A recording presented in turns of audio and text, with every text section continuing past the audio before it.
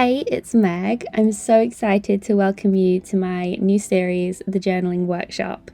So every week I'm going to be sharing some tips and tricks, ideas, inspiration about a different topic. So layering your collage materials, colour schemes, layouts, interactive elements, you name it. We're going to go through each topic and I'm just going to share with you some of the things that I've learned along the way. So whether you're just getting started and you want some inspiration, or you're looking to get your creative juices flowing, maybe you're in a bit of a journaling slump and you just want to get started, hopefully going back to basics and going through each of these topics will help you to get started. So today we're going to start off with one of my favourite techniques for art journaling, and that is collage. So it's a really great way if you're looking to add some more texture and colour interest to your art journal pages. So I'm going to share with you 10 different tips and techniques that you can use in your own art journal, and these are super easy, so perfect if you are just getting started. So my first tip would be to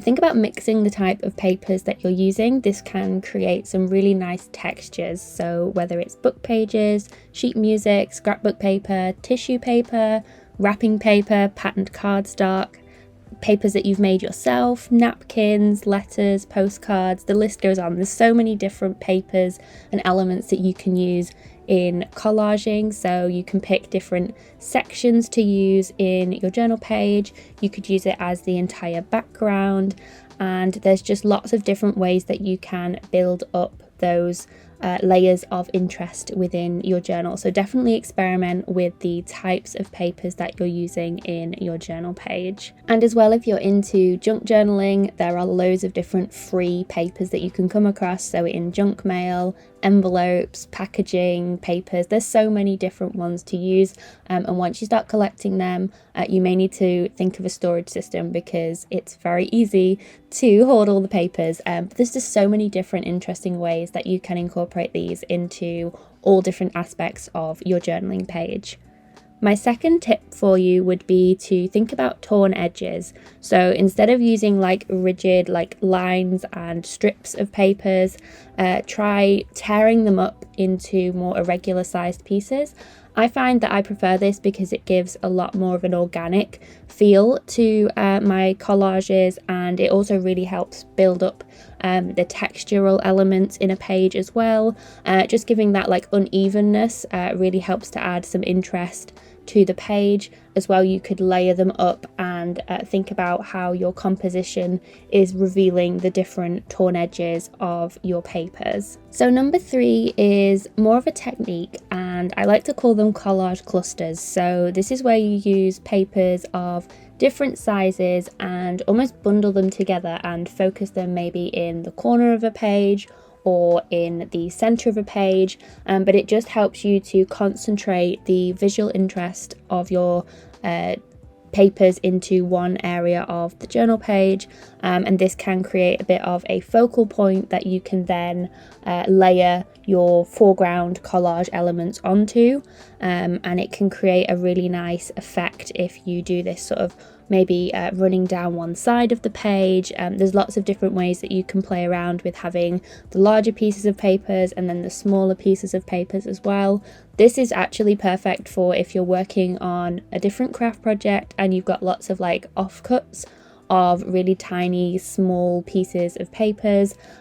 Usually for me, nothing is too small that I can sort of save it, and using these really tiny little offcuts of different projects I find is just a really nice way to recycle and continue to use every single last scrap, especially if there's like a paper or a patterned piece that you really love. It's a great way to get the sort of full use out of it. Technique number 4 is to use image cutouts. So I love to use botanical illustrations and floral images in my journals, but you could also use images from magazines or books. Even your own photographs would be great to include if you are wanting to do more sort of day-to-day life documenting. You can cut them out into different shapes and incorporate them into your pages to create some more dynamic layouts. And layering elements like this can help the collage to almost be a bit more personal to you and sort of your interests and what you like.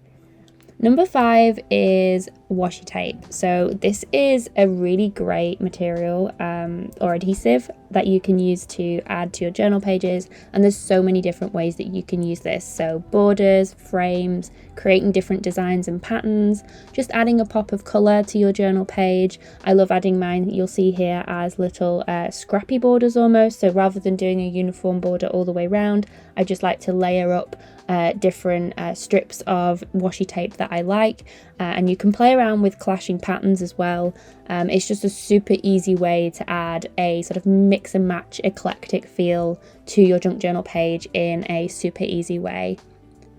Number 6 is stickers. So these are a really easy way to add some fun and colourful elements to your pages, and especially if you're someone who has that fear of not committing to where a sticker is put, using one in your collages is a really great way to add a nice touch to your journal page. So you could add them as little decorations, maybe as a border as well. There's just so many different ways that you can use stickers within your journals, and oftentimes you'll come across ones that are maybe free, so on packaging, on things that you've ordered. It doesn't have to be stickers that you have bought necessarily. So for technique number 7, stitching is a really nice way to add a tactile element to your pages. So this is moving away from the paper collages, like the traditional materials, and using sort of thread to add texture and detail to your collages. So I love to do this by picking a colour that works with the colour scheme that I've got going on with my collage, or sometimes one that is just completely different, so a complete contrast, maybe like a neon thread, or one that is black and white, just to really add that pop to a page. So I like to add it sort of along the edge, or I can do little crisscrosses. Adding little stitch details to your page is such a nice way to add a 3-dimensional effect to your collages. Tip number 8 is to use fabric as a way of adding some texture and patterns to your journal pages in your collages. So again, these add a really lovely textural, tactile element to your pages. You could attach them, maybe I like to staple them in, but you could also use fabric glue. You could use them for tabs, you could use them as backgrounds, just as like you would with a normal collage element. So as you're layering up your papers, you could add in lace and different fabrics as well, so maybe even ribbons, some kind of cottons, silks, etc. There's different ways that you can add those elements to your pages to make the collage come together in such a nice eclectic way. And combining the fabrics with elements of stitching that we just talked about would be a really nice way to kind of branch out into that more mixed media collage effect. So you're blending the papers with the fabrics and the materials to create one cohesive look.